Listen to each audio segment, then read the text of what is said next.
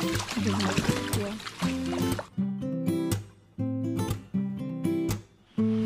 kaprobinsya, sa mga nakaraang video po namin, yung mga hito natin dito, nilipat natin doon sa ating tapalpan.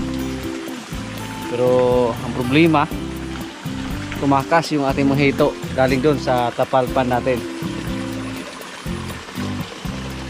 So ngayon, hindi namin alam kung ilan na lang yung natira sa ating mga hito dito.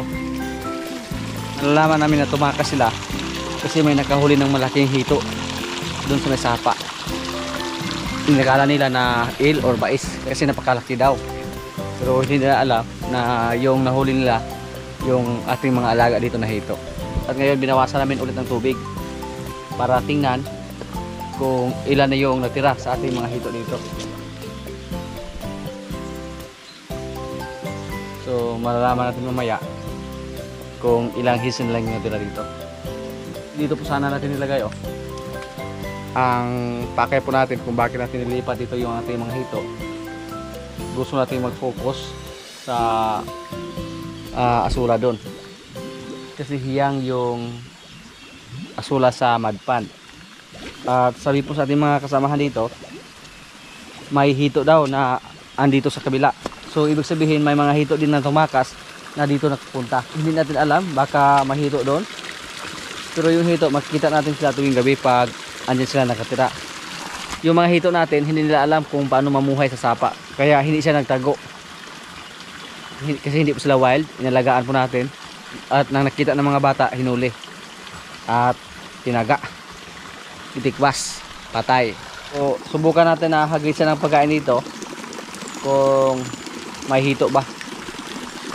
Yung natira sa ating hito dati, nasa 34 heads. 34 pieces. Pero sa ngayon, mabuti na lang pag may 50 heads na natira. Mamayang gabi siguro lumabas yung hito pag may nakapunta dito. Hindi kinain yung ating feeds na hinagis.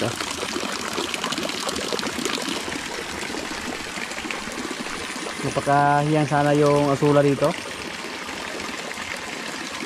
Kaya nilipat ko sa trapalpan yung ating mga hito.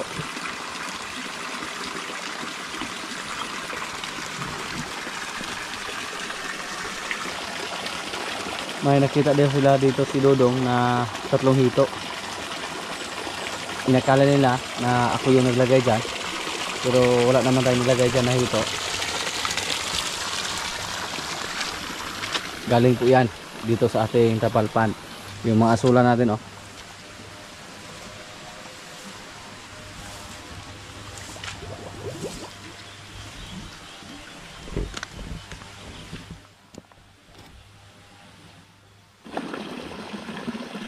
Buti pa yung mga tilapia natin dito Pati yung koi natin na nilagay dito. Walang problema Lakas kumain. Kahit asula yung nilagay natin dito, ubusin ang ating mga tilapia.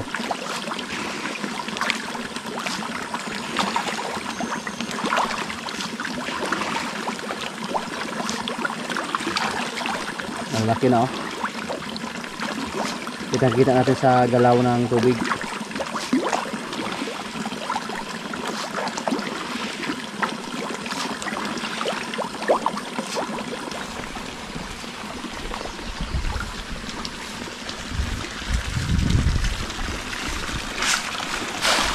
Pati dito marami.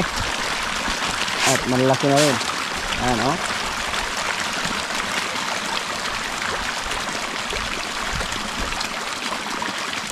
napakadali lang naubos sa hinagis natin na feed. Wala na. Habang naghihintay tayo sa tubig na maubos dyan sa ating kapalpan, harvestin muna natin ating asula dito. Yan po mga kaprobinsya sa mga nakaraaraw, nag-harvest pa tayo dito ng isang balde. Tapos ngayon, marami na naman. Harvestin natin sila, tapos kakaunti lang yung itira natin. Para yun pong natira, yun po ang dumami. Tapos pati doon sa kabila, sa malit na tinapan doon, harvestin din natin. Tapos mamaya, puntahan natin sa may sapa. Maghanap tayo ng hito doon, baka may makita tayo sa mga tubig na medyo malalim. hindi naman sila mahirap hanapin yung mga hito natin dito kasi hindi po sila masyadong wild. Hindi sila katulad sa mga wild na marunong magtago.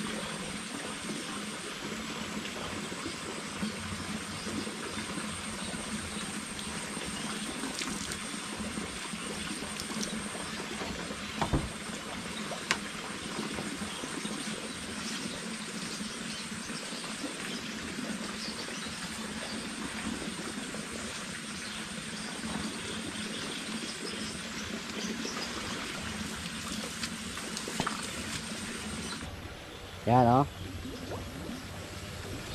Hindi natin inubos. May tinira tayo. Para yung natira, sila yung ating paramihin. Yan. Next week, marami na yan. Tapos ito harvestin din natin. Magtira lang tayo ng para similya. Pagkataba sa sula dito oh.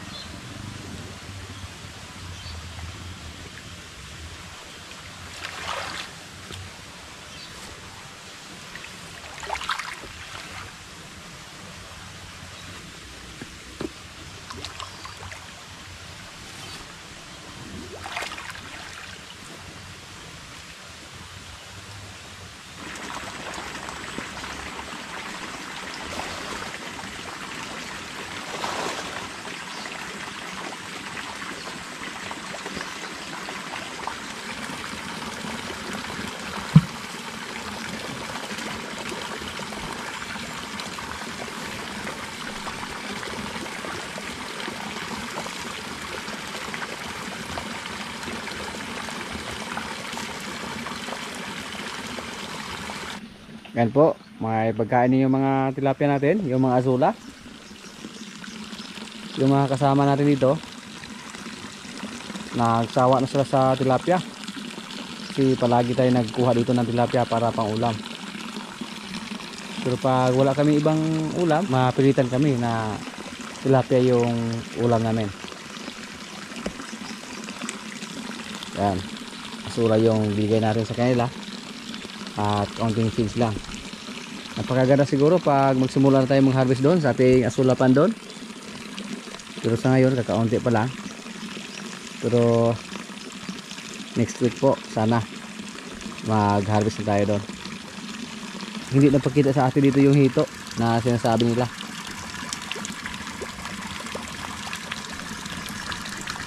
May 3 hits daw sila nakita dito. At yung pinakamalaki bumalik dito. Sayang yung iba nating hito na nakapunta dun sa sapa. Malayo na pero marunong talaga maghanap ng tubig yung hito.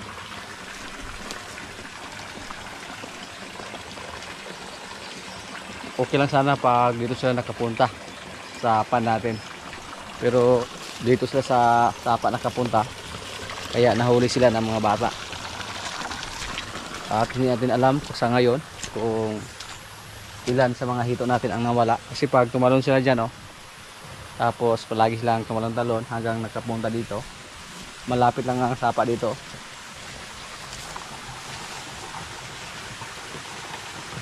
Sa tingin ko po, mahirapan ang umabot sa 20 pieces yung mga hito natin dyan na natira. Pero hindi pa natin makita ng husto. Kasi hindi pa naubos yung tubig. Yan na po mga kaprobinsya, oh, yung ating mga hito. Makita na natin dahil kakaunti na lang yung tubig. Yan. At binilang po natin. Yung natira dito ay nasa 25 heads. At 34 heads po yung nilagay natin dito, nilipat. Tapos may tatlo daw sila na nakita doon sa kabilang pan. Ano nakapunta. So 25 plus 3 naging 28. So ang nawala dito sa ating hito, ang nakatakas nasa 6 heads. Sayang po mga kaprobinsya kasi yung isa sa kanila nasa 1 kilo na po yung bigat or more than 1 kilo. Pag 6 yung nawala, almost 10 kilos yung nawala sa ating mga hito dito. Yung isa na nahuli na nakita ng mga bata, malaki daw yung nakita nila. Kaya masaya sila nang nakakita ng pantat na palangoy-langoy sa mababaw na tubig. Kasi hindi po sila sanay manirahan sa wild. Hindi po sila sanay magtago sa sapa. May bago sila sa kanilang tirahan kasi trapal lang at sanay po sila sa mud pan. So subukan natin ito natakpan ng screen or kahit sa gilid lang para hindi na sila makatalon. Yung andun sa kabilang pan na nakapunta, hayaan lang natin sila doon. I-try lang natin na andun sila, hindi naman sila marami, nasa 3 heads lang daw. At subukan natin mamayang gabi din kung magsilabasan ba sila para makita natin kung ilan lahat yung hito na andyan sa kabila. Medyo may kalayuan na yung napuntahan nila. Dito na po sila nakapunta. Bigyan natin ng pagkain dito kanina. Pero wala na yung pagkain, kinain siguro nila. Ano sa kasama natin yung mga private army dito. Private Jumpord. Gwapo kay Alot. Nay alot og army. Iyo. Ara-ara beta? Wala na diha. Ano makadulhog isa? Basi na ani nga daw ba? Abot mo Dios ko sa regal diga.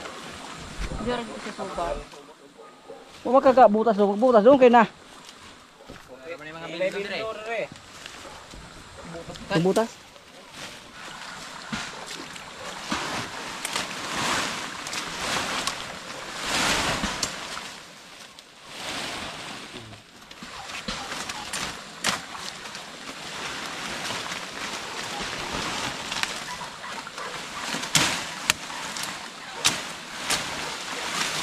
Kaita kayo mong kanbo 45.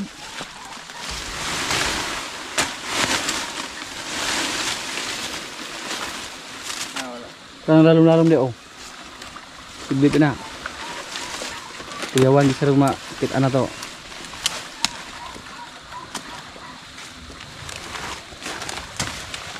Kay 34 ko to kabuok.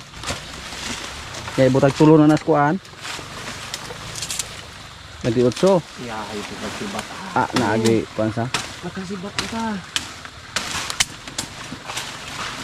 Naihaw nung sila. Lain mo nakakaos.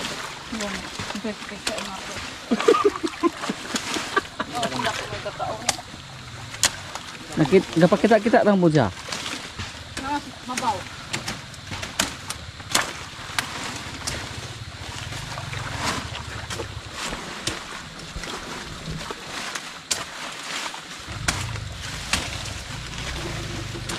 Kung saan yung pantat do? Mas masarap pa sa tilapia sa.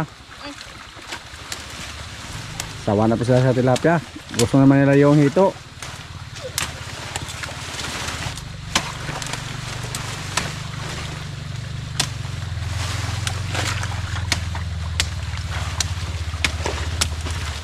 Dili mo kisaw ba? Dari kita ko Kisaw mo ito. Nagpugod.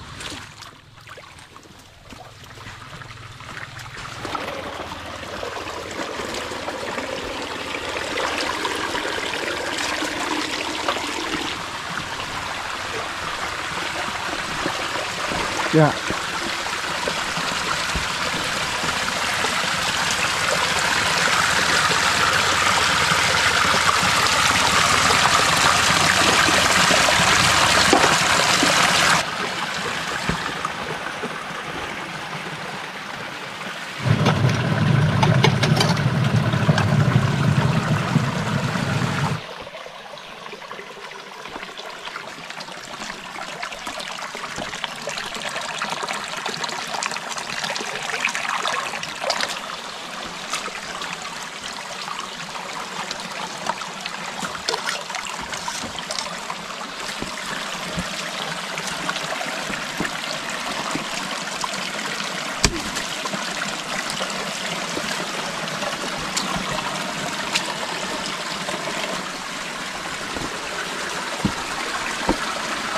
May malalim dito. Salim na tubig.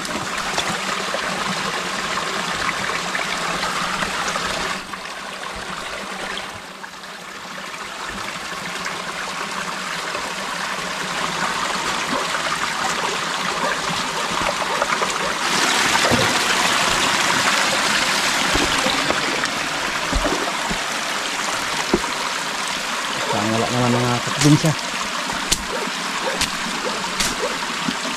So pag wala na dito yung hito, siguro nahuli na sila doon sa ibaba.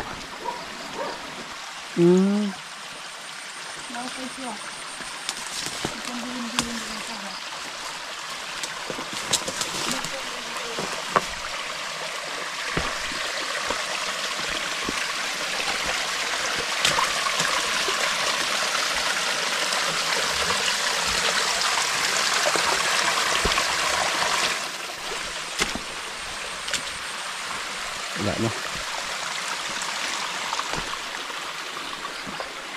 Wala na swerte yung hito na yan. Iba na yung nakakain.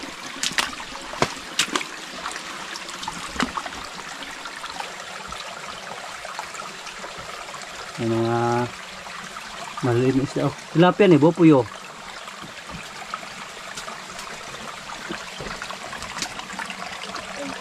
Kaitan.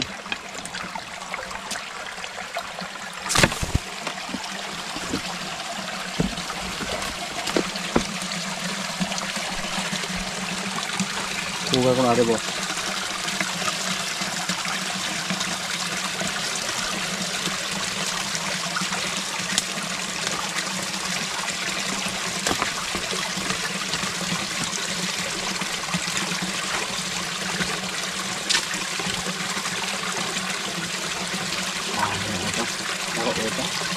Nahirapan siya magtago.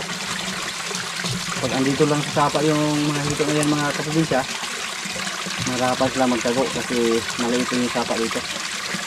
Pag may isla dyan, oh, kitang kita natin. Pero wala pa rin nakita.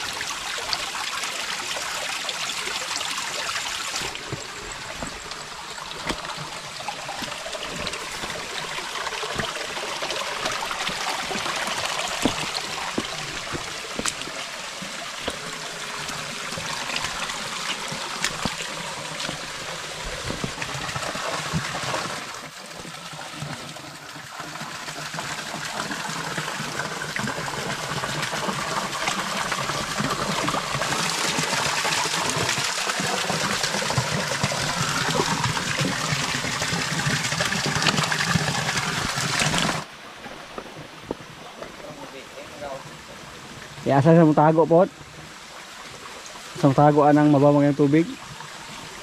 Wala na gitu siya.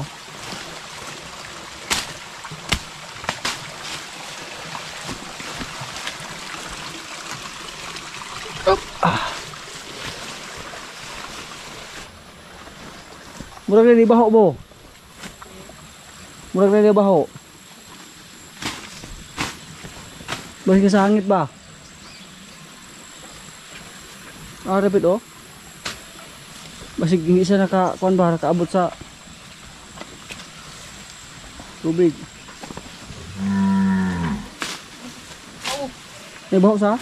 Isda ron. May baho. Swerte na ba sila og pagkaabot sa squad. May masamsang amoy dito. Siguro isa sa ating mga hito ang hindi nakarating sa tubig. Nari oh.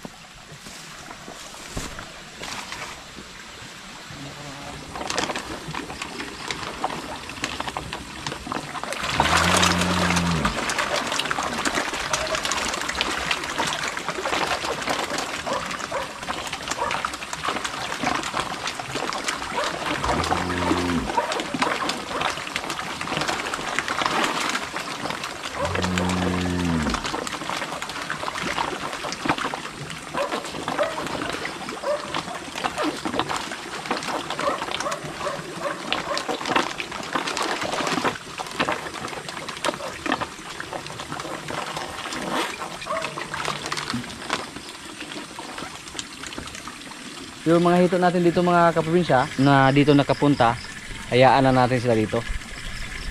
Baka hiyang na yung asula kahit mahito na nakatira. Kasi 3 lang siguro sila, 3 o 4. Hindi ka sigurado kung ilan yung nakapunta dito. Bigyan natin ng maridagwa yung kambing natin. Sa sunod na araw, magtanim tayo ng maridagwa doon. Sa gilid ng sapa. Yung mga sanga.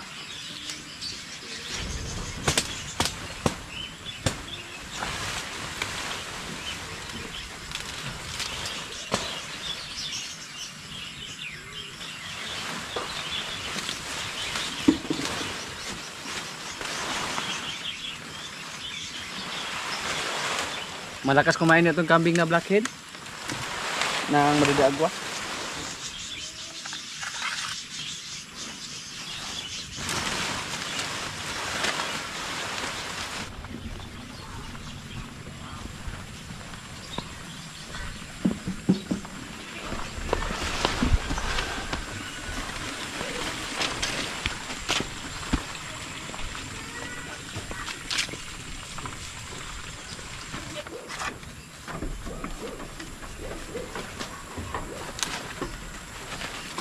Kailangan na masanay yung kanyang mga anak sa iba't ibang klaseng dahon na pagkain.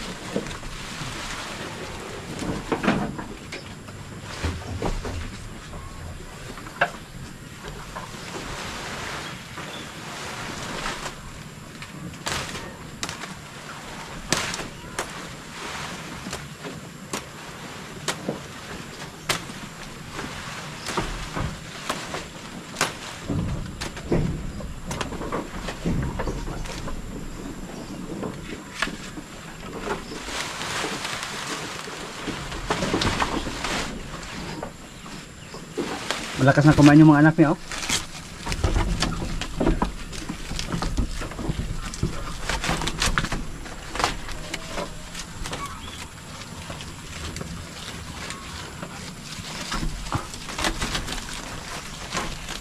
Basta mahulog na yung dahon, hindi na niya pansinin.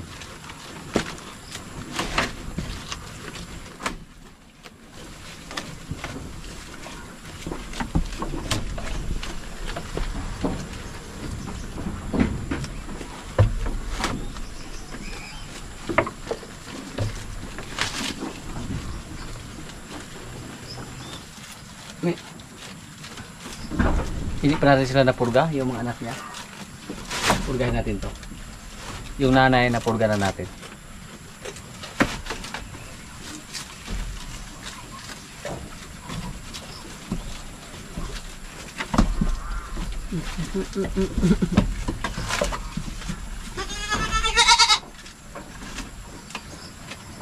Kainin natin ang feeds.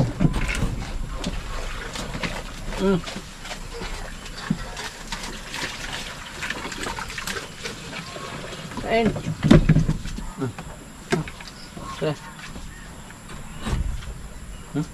Mahain siya, oh. Yung blackhead. Pero sa ibang pakainan, ayaw niya magkikain sa kanyang nanay.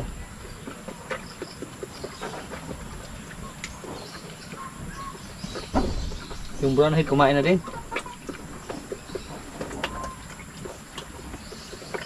Yan, patikim-tikim na ba? Base po sa aming experience mga kaprobinsya, basta yung nanay kumain ng feeds, yung anak kumain din. Pero nasubukan na po namin, pag walang nanay, kahit subuan pa yung mga kambing, ayaw kumain. Yan po ang ugali ng mga kambing. Tikim-tikim na sila, oh.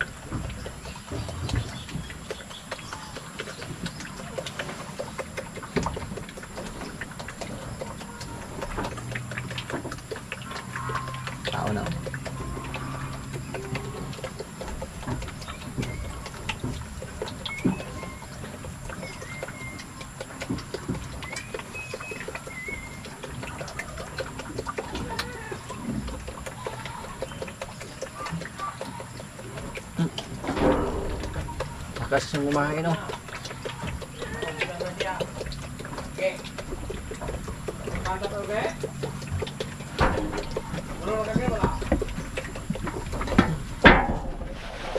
Wait.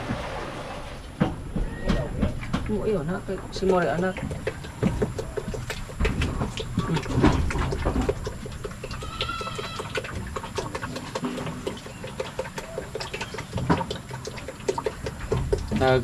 Nagparayig. Gusto niya magpa-handfeed. Wala na. Sakit yung ngipin. Ano pa?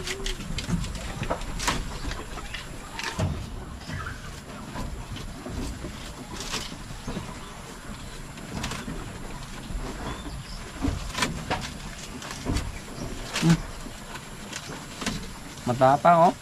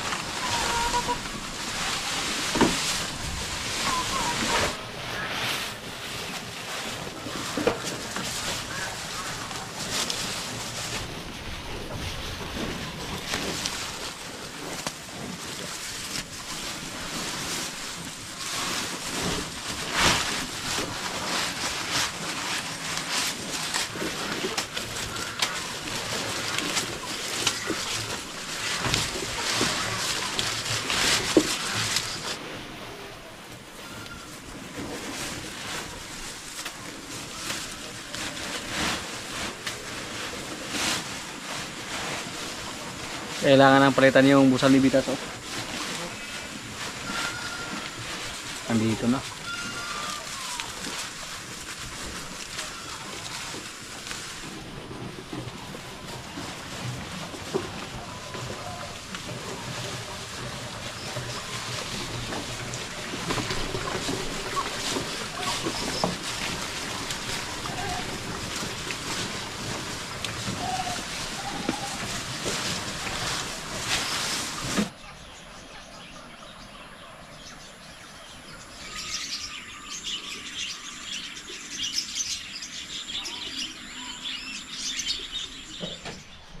Mga kaprobinsya, kailan na po? Ito yung ulam namin, oh.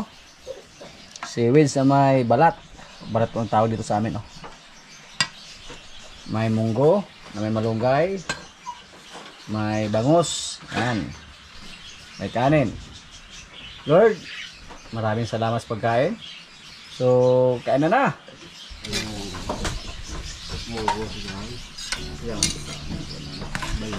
Balat. Masarap ba ito?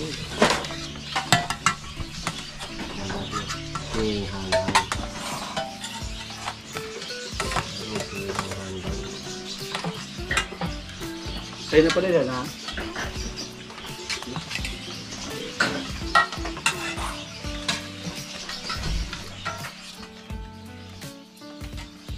So, doon ko may pusog. Ito na siya mukha ako, ah. Halang. So, nasubukan niya rin galing ani.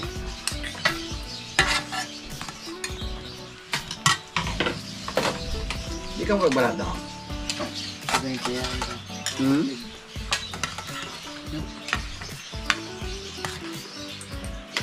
Agad po ko eh. Ha? Hindi ko Sige ka may dito. Ito.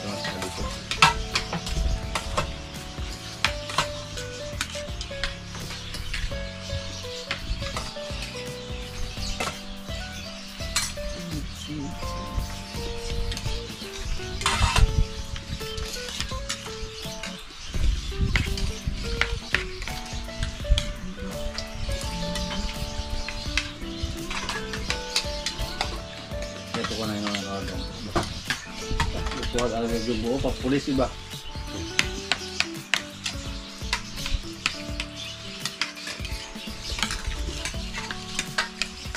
Sigal ito na ba?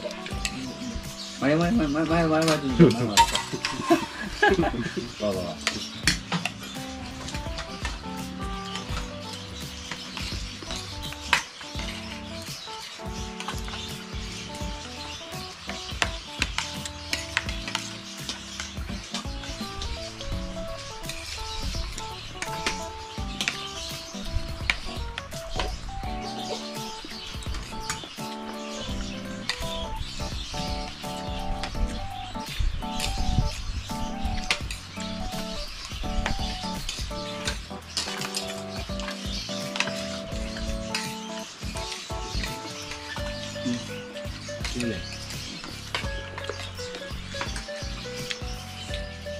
Yan lang muna mga kaganapan dito sa aming mga kaprobinsya at maraming salamat po sa palagi yung pagsubaybay sa aming mga video. Maraming salamat din sa ating mga salad viewers, sa mga kaibigan natin na nasa bansa na palagi nanonood, sa mga palagi nag-comment, sa mga likers. Maraming salamat po. Shoutout muna sa ating mga kaibigan dyan. Shoutout kay Jubert Atates from Kakwan Kiling, San Carlos City, Pangasinan. Shoutout kay Roy Umali from Taguig. Shoutout Antiniro Balintugo Family from Lipat on Vlog, Calatrava, Negros Occidental. Shoutout kay William Kakayan Osio from Hagna, Bohol. Shoutout kay Eric E. Ligaspe from Australia. At sa mga hindi ko po na shoutout na lang po yung lahat at maraming salamat po.